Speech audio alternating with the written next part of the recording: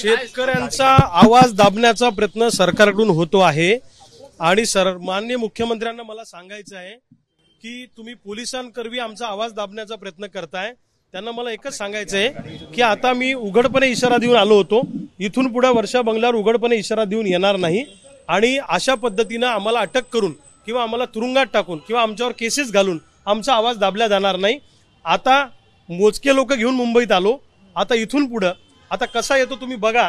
या महाराष्ट्रातला शेतकरी तुम्हाला लवकरच काही दिवसात रस्त्यावर दिसेल, राज्यव्यापी आंदोलन शेतकऱ्यांचं दिसेल।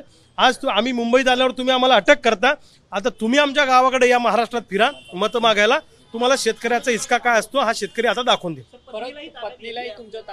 माझ्या पत्नीला ताब्यात घेण्याचा काहीच प्रश्न नाही, ती वकील म्हणून इथं आलेली आहे की बाबा कायदेशीर काय अडचण आली तर उद्या जामीन बिमीन घ्यायचा वेळ आला तर त्या अनुषंगानं ती आमची वकील आहे माझी पत्नी, तर तिला ताब्यात घेणं म्हणजे हा तर माझ्या कुटुंबावर सरळ सरळ अन्याय।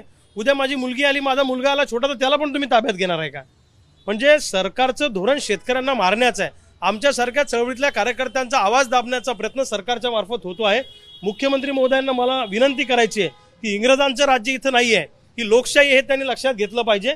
ठीक आहे, तुम्ही आता वेगळ्या पद्धतीनं आम्हाला अटक करताय, कुठं आझाद मैदानात घेऊन जाताय, अजून कुठं नेताय, तुम्हाला जिथं न्यायचं तिथं न्या, पण मी बाहेर आलो तर राज्यामधला सगळा शेतकरी या महाराष्ट्रातला तुम्हाला काही दिवसात रस्त्यावर दिसेल। अरे आमचं म्हणणं काय चुकीचं आहे मला सांगा बरं तुम्ही? सोयाबीनला भाव मागतोय आम्ही, कापसाला भाव मागतोय, कर्जमुक्ती मागतोय, पीक विमा हक्काचा मागतोय, आमचं चूक काय आहे? अशा पद्धतीनं तुम्ही जर का पोलीस कारवाई करून आमचा आवाज दाबत असाल तर याची किंमत या सरकारला चुकवावी लागेल।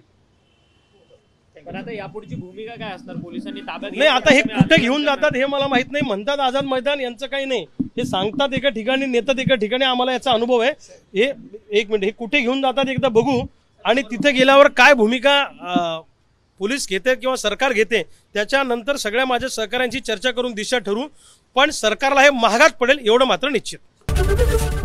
एबीपी माझा, उघडा डोळे बघा नीट।